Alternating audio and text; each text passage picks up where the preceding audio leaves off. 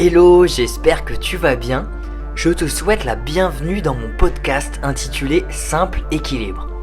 Ensemble, on va parler santé naturelle, nutrition, mindset, gestion du stress, sport, neurosciences et encore plein d'autres choses utiles dans ta santé au quotidien. Moi c'est Alex, explorateur du corps humain, multipassionné, sportif et professionnel de l'accompagnement santé holistique. Si le contenu te plaît, n'oublie pas de t'abonner à la chaîne pour ne rien manquer des prochains épisodes.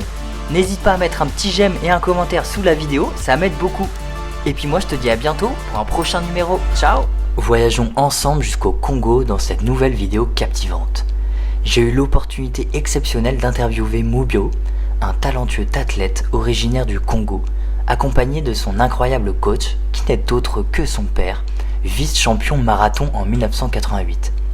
Dans cet entretien exclusif, Mubio nous ouvre les portes de sa préparation et de ses entraînements intenses, tout en partageant les nuances qui distinguent les séances d'entraînement en Afrique. Découvrez les coulisses de son quotidien, les sacrifices et les moments forts qui ont façonné son parcours exceptionnel de runner. De la nutrition à l'hydratation, en passant par le mindset et l'importance de la famille dans son parcours, Mubio partage ses secrets pour maintenir un équilibre sain entre le corps et l'esprit. Ensemble, nous explorons les objectifs ambitieux de Mubio, les défis qu'il a relevés et ce qui l'attend à l'horizon. Une conversation inspirante qui met en lumière la détermination, la passion et la force qui animent ce duo père-fils. On remet aussi les pendules à l'heure. Pas besoin de superflu pour être un champion, pas besoin de la dernière boisson isotonique ou encore d'appareil de récupération dernier cri. Échange en toute authenticité et simplicité avec Mubio, une discussion authentique sur les objectifs, la persévérance et la connexion familiale qui définit son parcours. Quelles leçons pouvez-vous tirer de cette conversation enrichissante? Partagez vos réflexions dans les commentaires. Bonne écoute!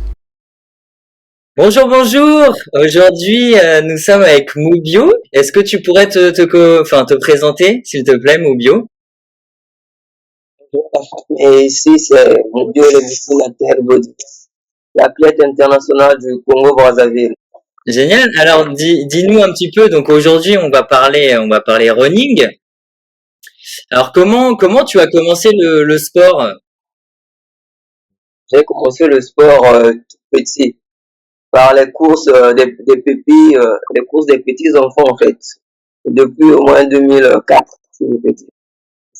Ok. Et donc, t'as direct commencé par la course à pied ou parce que tu vois, moi par exemple, là maintenant je cours, mais c'est vrai que j'ai commencé par différents sports. J'ai fait du foot, j'ai fait aussi du judo, du rugby avant la course à pied. Mais toi, t'as commencé direct la course à pied ou t'as fait d'autres sports avant? Je faisais la course à pied, j'ai fait aussi le taekwondo et un peu la boxe. Mais un peu. la c'était l'athlétisme. Ok. Et du coup, après, t'es tombé amoureux du running, hein? Oui, tout à fait. Vu que j'avais un coach qui était aussi mon père, donc il était dans le domaine, ça m'avait vraiment séduit. Et c'est à cause de ça que je me suis mis dans la même passion.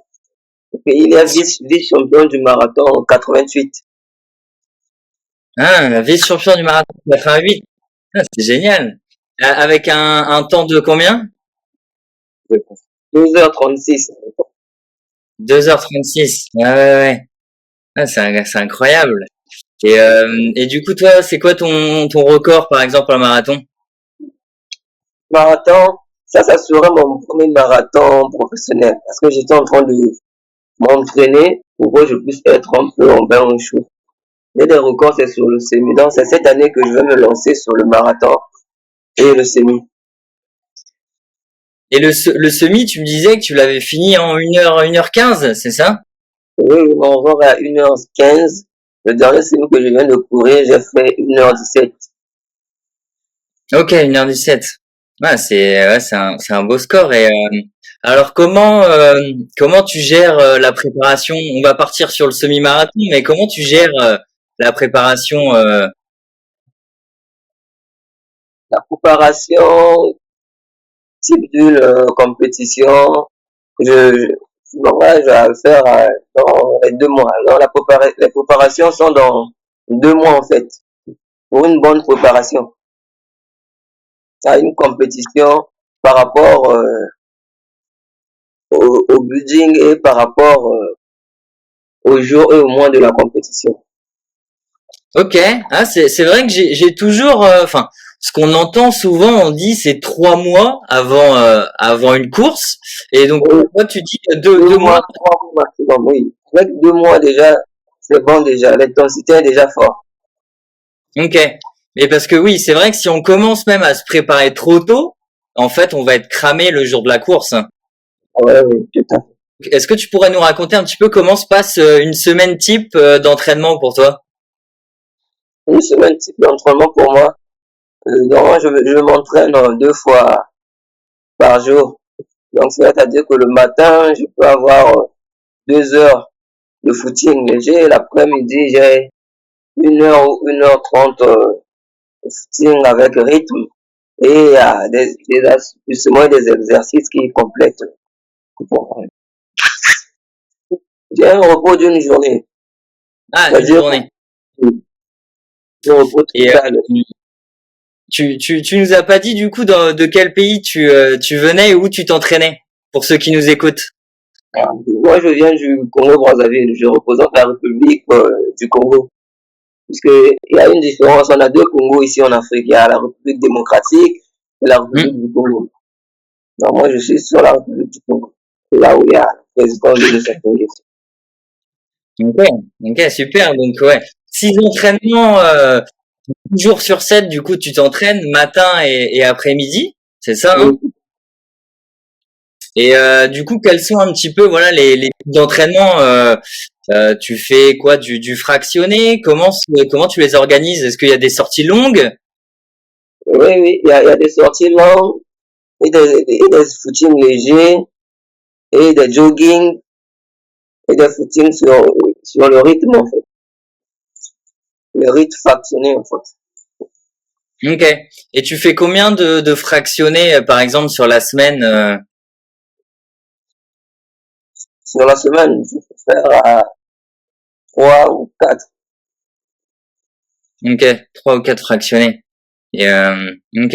Et est-ce que tu pourrais peut-être nous dire pour ceux qui nous écoutent en quoi c'est important de faire du fractionné?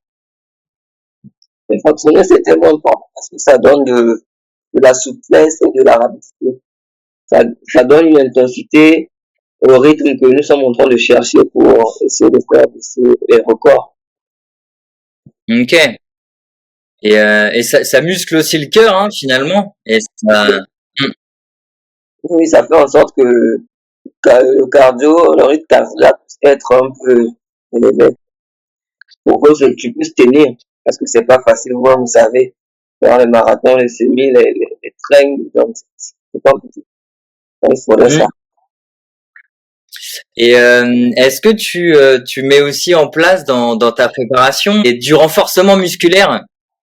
Oui, oui, tout à fait. Il y a toujours du renforcement dynamique, et dynamique, mécanique. Donc, tous les deux, ça ne manque pas. Ouais, tu vois, quand j'ai commencé la course à pied, au tout début, je faisais pas de renforcement musculaire. Et en fait, depuis que j'ai mis ça dans mes entraînements, je vois vraiment la différence, hein, voilà. C'est vrai que c'est vraiment essentiel quand on court. Et je sais que beaucoup de coureurs, enfin du moins en fait par chez nous, ils rechignent un petit peu à faire du renforcement musculaire parce que ils aiment pas ça finalement. Je sais pas comment c'est chez toi, mais c'est vrai que nous ici, on n'a pas énormément hein, de coureurs qui font du renforcement musculaire parce que ils aiment pas ça tout simplement. Mais moi, je trouve que c'est vraiment essentiel et tu viens de le confirmer. Hein. C'est important, vraiment, surtout chez nous ici. C'est un peu comme si ça renforce dans la base. Parce que sans se faire un renforcement musculaire, c'est compliqué. Parce que la tête ne pourra pas vraiment tenir au rond. Non, c'est clair. Et souvent, on dit que les entraînements hein, en Afrique sont sont réputés pour être vraiment vraiment costauds et parce que voilà, il y a même pas mal d'athlètes hein, finalement. Je sais qu'il y en a qui ont fait l'Ultra Trail du Mont Blanc sont venus justement s'entraîner un petit peu en Afrique. Et est-ce que vous êtes d'accord avec ça sur le fait que les entraînements sont beaucoup plus intenses? Si, je suis d'accord avec ça. Parce que nous, ici en Afrique, les entraînements, c'est un peu comme la bagarre. On passe un peu comme la bagarre. Les entraînements assidus et les récupérations actives et longues. Donc, c'est ça au moins Hmm. là-bas. Et puis surtout, quand on nous donne des programmes, c'est par rapport aussi à notre climat, il fait tellement chaud, tellement froid, donc, mais quand même, on tient le coup. Ouais, c'est vrai que la chaleur, ça doit jouer énormément sur le corps finalement, hein. Et, Oui, euh, oui, et c'est pour ça que l'hydratation, c'est aussi un point clé, je pense, dans la préparation. tout à fait. C'est vraiment un point clé vraiment que nous sommes en train de faire. Et comment du coup tu gères, comment vous gérez voilà l'hydratation? Pardon? Comment vous gérez un petit peu l'hydratation, voilà, durant la course, par exemple, durant un semi? Est-ce que voilà, tu bois toutes les tant de minutes ou alors quand t'as soif? Comment tu gères ça? Je vois tous les 5 kilomètres. Tous les 5 kilomètres, tu bois. Ok. Le premier ravitaillement, je ne peux même pas en manquer. C'est essentiel de prendre le premier ravitaillement. Les autres, je peux Ok. sauter. Le premier, c'est essentiel, c'est la base. Ah, donc tu dis que enfin, c'est obligé de prendre le premier ravitaillement et après les autres. Mais les autres, tu peux le prendre, tu ne peux pas le prendre. Mais le premier, c'est vraiment important. Et pourquoi? Enfin, Puisque, comme nous sommes en train de couper déjà, il y a des calories que nous avons déjà brûlés dès les premiers passages. Donc, tu es obligé de récupérer, de prendre un peu d'eau, de ravitaillement pour t'aider aux prochaines essais, en fait. Parce que quand hmm, tu rates le premier ravitaillement et que tu arrives au deuxième, il peut arriver que tu peux craquer bien avant. Donc, c'est hmm, d'abord essentiel de prendre le début. Et le début, ça peut te ramener jusqu'à la fin. ok. Et tu prends juste de l'eau classique ou alors tu mets voilà par exemple du sodium dedans, enfin un petit peu d'électrolyte ou c'est de l'eau classique. De l'autre côté, il Ok. faut que chez nous, simplement. Parce que Ok. souvent, quand on rencontre, il y a des mélanges là, ça crée des choses au corps. Mais c'est pas bon. Chez nous, ici, on nous déconseille de mettre des trucs. Donc, c'est toujours de l'eau simple. Ok. Ah, c'est intéressant ça parce que c'est vrai que euh, par chez nous, enfin bon nombre de coureurs en fait mettent d'autres choses dans leur boisson finalement, que ce soit des glucides, que ce soit des électrolytes. Et ah ouais, ok, donc chez toi, ouais, c'est vraiment que de l'eau pure. Ah, c'est Oui, oui. Chez nous, c'est ça. Parce que mettre des choses là, c'est pas tellement bon. Il faudrait être dans le naturel. Le naturel, tu as plus de l'avantage. c'est intéressant.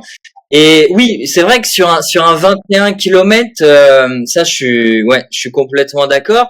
Mais après, c'est vrai que sur les marathons, t'es obligé quand même de t'alimenter ou pas du tout. C'est que de l'eau, même sur 42 kilomètres Oui, quand on est plus près, c'est de l'eau, mais de l'eau mélangée avec du citron.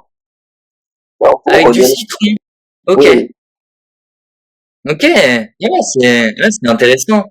Ouais, comme quoi, ouais, c'est vrai que le corps finalement il est bien fait, mais après voilà, après ça dépend, ouais. Faut être aussi entraîné à ne pouvoir recevoir seulement juste de l'eau, mais c'est vrai que oui, le corps est bien fait et puis il fait les choses naturellement. Et quand tu t'entraînes voilà avec ton papa du coup qui est juste à côté. Et est-ce que tu t'entraînes aussi avec d'autres personnes autour de toi ou t'es tout seul? je m'entraîne aussi avec personne. Parce on a plusieurs athlètes. J'ai un club aussi. Et le centre qu'on vient d'ouvrir avec mon coach, qui est mon père. Donc, on est en train de voir par rapport à des échelons que nous sommes en train de mener pour que les choses puissent être en bonne et donc, c'est essentiel surtout aussi de s'entraîner en groupe parce que te donne encore une autre chaleur et d'autres vivacités, en fait, que tu pourrais mettre en pratique à l'entraînement, et ça pourrait t'aider dans la compétition. Hmm. C'est vrai que avoir ouais des gens autour, bah ça permet déjà de se motiver tous ensemble et d'être et d'avoir aussi ouais un petit peu de compétition et de vouloir se dépasser aussi finalement, même à l'entraînement en fait. Hmm. C'est vraiment important. Et est-ce que tu fais quelque chose de particulier pour la préparation mentale, pour voilà travailler ton mental et devenir un guerrier?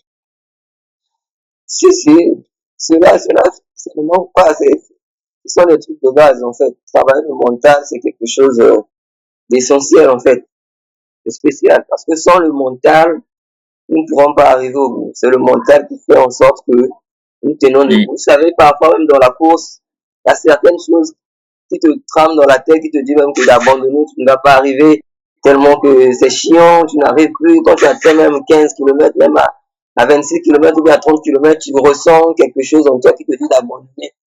Mais si tu as déjà travaillé ton mental et que tu as une peur d'acier, tu peux tenir le peu que ça passe. Donc, ces sentiments partent, le souffle revient, c'est comme si tu as encore lancé le départ alors que tu es déjà mi-parcours. Hmm. Ouais, je suis complètement d'accord. C'est vrai qu'avec le mental, même souvent, par exemple, sur marathon, on dit que, tu sais, il y a un mur à partir, voilà, de 30, 33 kilomètres où justement, c'est là où le mental, il prend le dessus et c'est lui qui va porter tes jambes. Oui, oui, tout à fait. Ça là, tout ça là, c'est aussi dans le repas. Voilà pourquoi le repas est tellement important. Parce que Hmm. avoir un état d'esprit, une morale très haut, il y a toujours le repas qui est là pour accompagner. Bien sûr, ouais, ouais. Et ouais, justement, on peut rebondir là-dessus, hein. Voilà, comment tu gères l'alimentation, voilà, sur l'année, on va dire. Est-ce qu'il y a voilà, il y a une alimentation particulière? Tu me disais que c'était ton coach, donc ton papa qui organisait un petit peu toute l'alimentation. Et voilà, comment qu'est-ce que tu manges un petit peu sur toute l'année? C'est dis-moi. Bon, l'aliment le plus important, bon, c'est celui de la compétition. Parce que souvent, on a des aliments classiques que nous utilisons pour manger tout le temps pour être en forme. Mais quand nous arrivons au pied proche de la compétition, il y a 5 aliments qui sont primordiaux et essentiels 3 heures avant la course pour aller compétir. Ouais, c'est ça, c'est ouais, 3 heures avant la course, le temps que ton estomac digère le repas, quoi, c'est ça? Oui, oui. Et du coup, tu manges quoi avant une course de compétition? Avant une course de compétition, il y a celui-là qui est souvent, il y a le pain, Hmm. d'abord, qui est essentiel. Il y a des œufs, il y a le lait, et il y a du jus et le jambon. Ok. Et c'est du jus fin de quoi? Bon, du jus naturel, en fait. Et c'est quoi? Enfin, c'est du jus, enfin d'un fruit, c'est quoi? Oui, oui. La grenadine, l'orange, Ok. Et donc c'est ouais, c'est principalement voilà des glucides avec bah, le pain, le jus, et puis un petit peu de jambon pour le sodium et le salé quoi. Hein. oui, tout à fait. Ok.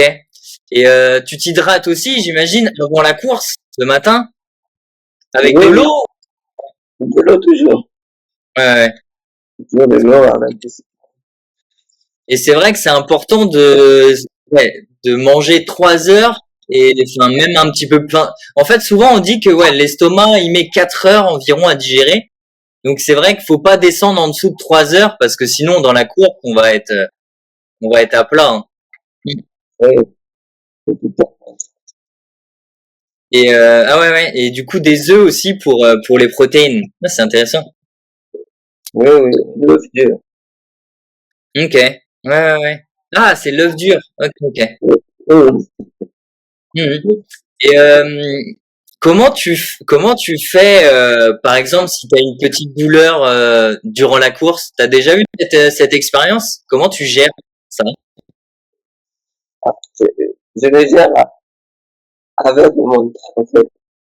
Ouais, toujours le mental. C'est pour ça que c'est important. Moi, je suis aussi Il y a partisan de d'autres, travailler à la fond. il y a d'autres douleurs qui viennent après qui partent. Donc souvent, il y a d'autres douleurs. Quand tu le prends, tu es obligé d'abandonner, mais c'est avec le mental que quand il y a certaines douleurs, tu essaies d'abord de réduire un peu la cadence pour voir est-ce que tu pourras arriver jusqu'au bout, le temps que le corps aussi puisse s'adapter et voir si tu pourrais continuer avec le même rythme d'accélération ou bien donc ça dépend de la manière dont tu Ok.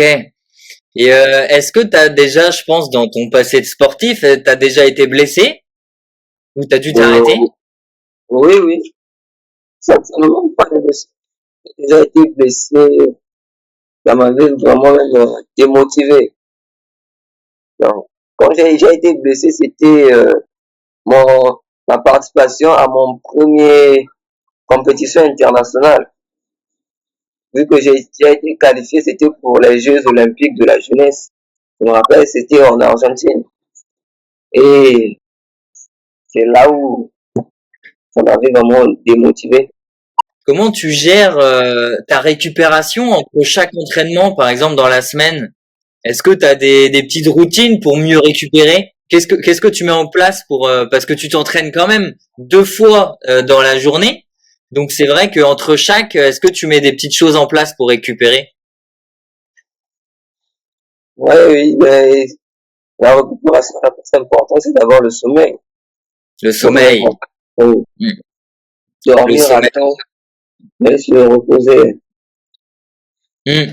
Ça c'est important. Ça c'est vrai que on oublie souvent un des piliers finalement de la récupération et c'est le sommeil. C'est vraiment primordial, hein. Se coucher à la même heure le soir, se réveiller à la même heure le matin, avoir voilà un cycle vraiment régulier et c'est ouais non c'est vraiment essentiel le sommeil et enfin ça va aussi limiter les blessures hein, le sommeil. Et puis une bonne douche bien chaude, bien faite. Ça fait partie du massage du corps, en fait. Hmm. Ok. Et je pense à ça du coup à la douche parce que moi je suis un adepte des douches froides. Donc toi c'est pour la récupération c'est douche chaude. Ouais. Ok. Et tu finis même pas ta douche par exemple sur les jambes avec de l'eau froide. Non, ça dépend. Ça peut être deux fois. Pour vous, quelle est la différence entre quelqu'un qui est un champion, voilà, un marathon par exemple, et de quelqu'un voilà qui court, qui s'entraîne beaucoup, mais qui n'arrivera jamais à être champion. Quel est voilà le truc qui fait que c'est un champion? Parce que d'abord, pour être un champion, c'est pas quelque chose de facile. C'est tout un programme qu'on établit. Donc, on est toujours suivi par un coach. Parce que sans avoir un coach, on va pas vraiment bien faire. Parce qu'il y a certains athlètes qui se trompent, qui s'entraînent seuls. Ils pensent que s'entraîner seul, faire plusieurs kilomètres, c'est censé devenir professionnel, alors que c'est faux. Tu dois toujours avoir un tuteur, un coach qui est là toujours pour évaluer parce que le coach, il est très important parce qu'il sait de quoi faire. Donc, le nombre de kilométrage, tout ça là, toutes ces choses, etc., ça joue. Hmm. Ouais, ça c'est oui, c'est important de s'entourer de bonnes personnes pour et c'est vrai que je pense à ça aussi, l'entourage aussi, la famille, c'est important dans ce genre de voilà pour les compétitions, c'est important d'être soutenu aussi par la famille. Oui, oui, c'est vraiment important. Si tu penses à la famille, vraiment, c'est comme si tu as maintenant trois poumons. Donc, C'est moi, je me rappelle même, quand j'avais eu à faire mon record de 800 mètres au final du Globe d'Or, là où la bourse olympique devait passer, j'ai été vu parce qu'il y avait ma famille qui était là, les gens du quartier, les gens de la rue qui étaient venus remplir le stade pour m'applaudir. J'étais en train de mener la course et après un moment, on m'avait dépassé chez les adversaires. Après, je suis en train d'entendre des cris là-bas, Yo, France, vas-y. Et ça m'avait vraiment motivé que j'avais fait un beau temps, 2-0-0. Là, j'étais encore, j'ai cadet pour devenir junior. Ça m'avait vraiment super motivé. Quand je suis arrivé à l'arrivée, c'était impeccable. Vraiment, c'est un peu ça. Là, c'est incroyable là ce que tu nous racontes, mais c'est vrai que ouais, l'entourage, ça joue énormément hein, dans une course et même voilà tout au long de l'année pour devenir voilà pour devenir un champion. C'est vrai que ouais, c'est important d'être supporté et voilà t'as de la chance d'avoir voilà d'avoir ton papa en tant que coach. Donc ça c'est pour moi je trouve que c'est une chance.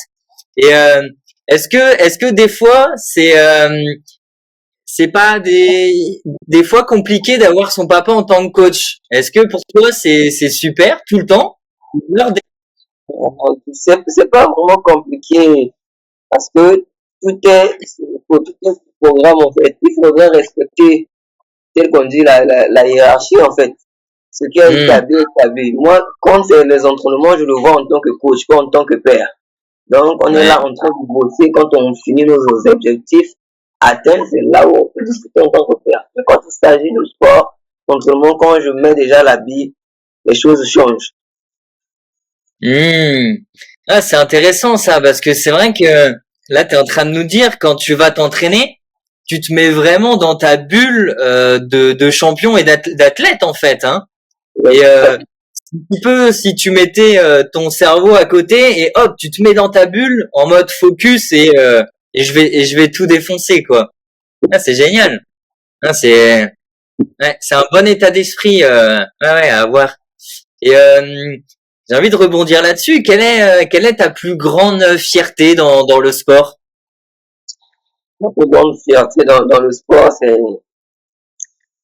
quand je me rappelle très bien, c'est quand on était même gamin, là. On avait un ami là, je me rappelle plus du nom, mais quand on avait fini le championnat d'Afrique qui se trouvait chez nous ici au Congo-Brazzaville, quand on a fini, il y avait des dirigeants qui étaient en train de nous voir, nous sommes dit, nous sommes encore jeunes, on va essayer de faire un 400 mètres. On avait fait un 400 mètres à une valeur vraiment extraordinaire. Les gens même n'y croyaient pas. Les gens n'y croyaient pas, ils se disaient, mais qu'est-ce que ces petits-là sont en train de faire? Mais ils vont pas arriver sur la piste, qu'est-ce qu'ils font? Et puis nous sommes arrivés jusqu'au bout, c'était incroyable et impeccable. C'est là où vraiment, je peux dire que tout a commencé. Ah, c'est incroyable. Ah ouais. Ah, c'est génial. C'est vrai que les sensations qu'on peut avoir dans ce genre de moment, elles sont quand même folles, hein. Dans notre corps, on est vraiment galvanisé et on est, ah ouais. Ah, c'est génial. Et, et du coup, pareil, mais de l'autre sens, quel est ton plus grand regret dans le sport cette fois-ci?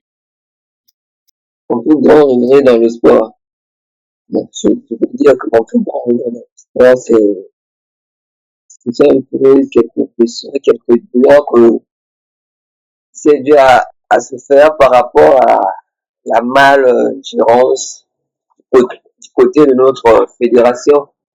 Et tout ça, Mhm. mon plus grand regret, il y a beaucoup de jeunes qui ont du talent, qui veulent émerger, mais c'est pas toujours difficile. Il y a toujours des blocages, des partis pris, des donc c'est vraiment compliqué. Moi, j'aimerais qu'un jour, ces jeunes-là, tels que nous, moi, je suis encore jeune, puissent avoir une place telle qu'elle était, nous puissions persévérer dans la gloire. Hmm. Ah, non, c'est intéressant ce que tu dis. Alors dis-nous ton prochain objectif là. Tu me disais que tu vas faire le semi, c'est ça là, dans quelques jours? Bon, le marathon, dans du Gabon, qui va se passer ce 17, je prends mon Le, vol pour le le 17 décembre, c'est ça là? oui, oui, tout à fait. Et il se passe où? Je passe au Gabon. Moi, l'objectif que je suis en train de me fixer, c'est de se qualifier dans les grandes compétitions européennes et professionnelles. d'être qualifié, d'avoir d'ici 2036, d'avoir une médaille olympique ou bien une médaille au championnat du monde, peu importe la couleur de médaille, et de faire redescendre des records. C'est vraiment ça le plus important que je suis en train de voir comme. Et j'aimerais que ceux qui peuvent m'accompagner à réaliser ce défi. J'adore ta mentalité de guerrier et ça se voit que t'as pas de limite dans tes ambitions et ça j'adore. Ça franchement, garde cet état d'esprit de vouloir décrocher la lune et let's go. Il y a pas de limite et voilà. Et tu me disais du coup, hein, voilà pour ceux qui écoutent, tu cherchais voilà, tu cherches des sponsors, c'est ça, hein, tu me disais. Je cherche des sports, peut-être quelques managers qui pourraient me manager parce que vous savez, il ne faudrait pas seulement voir aujourd'hui vous attendez qu'une personne puisse être en haut et pour venir vous imiter. C'est déjà le moment d'avoir des gens pour des projets à long terme. Parce que moi, je vise jusqu'en 2036. C'est-à-dire que les prochains Jeux Olympiques de 2024 à Paris, si Dieu fait grâce, il pourrait être. Mais les prochains Jeux Olympiques de 2028, ça sera moins un combat. Je vais me battre pour ça, pour faire des merveilles et des surprises. Et jusqu'à arriver aux prochains Jeux Olympiques de 2032 jusqu'en 2036, ne vous mens pas, ça sera quelque chose de lourd. Donc si les gens, les managers peuvent déjà s'immiscer pour m'aider, ça serait vraiment bien que un jour aussi qu'on puisse parler de moi, les Kripok, les Mofara, tout ça là, donc vous voyez un peu. Donc c'est ça. Oh, et puis si on a envie voilà de t'accompagner, comment on peut te retrouver par exemple voilà sur tes réseaux sociaux ou comment on peut te contacter, comment on peut te retrouver? Et il y a mon compte Facebook qui est là, je n'ai pas encore de page, mais mon compte Facebook qui est là, Moubio Nathael Méditerranée à Moubio. Quand vous cliquez, vous allez voir tout pour voir. De toute façon, je vais mettre tes contacts hein, dans la description. La médaille, elle va arriver la médaille. J'en suis sûr. Franchement, t'as un mindset de guerrier et puis en tout cas, je te souhaite vraiment tout le meilleur et puis de toute façon, on reste en contact et moi je te suivrai voilà de près et ça va vraiment être incroyable. Ça marche? Et j'aimerais donner un peu les salutations à mes amis de l'Amérique latine. Parce que c'est grâce à eux aussi que je suis en train de percer en fait. Au Venezuela, Big Up, que ça soit la Bolivie, la Colombie, Yoko, Roro, toute la famille, Big Up à vous. On est ensemble. Il y a des bonnes choses qui arrivent. Restez branchés, restez branchés. Gracias Dios por tout. Muchas gracias. Incroyable. Merci. Ah super. Bah en tout cas voilà on va te suivre de près et puis c'est génial ton projet et donc voilà bah en tout cas un grand merci d'avoir été là et puis d'avoir partagé un petit peu ton expérience de runner. C'est vraiment intéressant. Si le contenu te plaît, n'oublie pas de t'abonner à la chaîne pour ne rien manquer des prochains épisodes. N'hésite pas à mettre un petit j'aime et un commentaire sous la vidéo, ça m'aide beaucoup. Et puis moi je te dis à bientôt pour un prochain numéro. Ciao!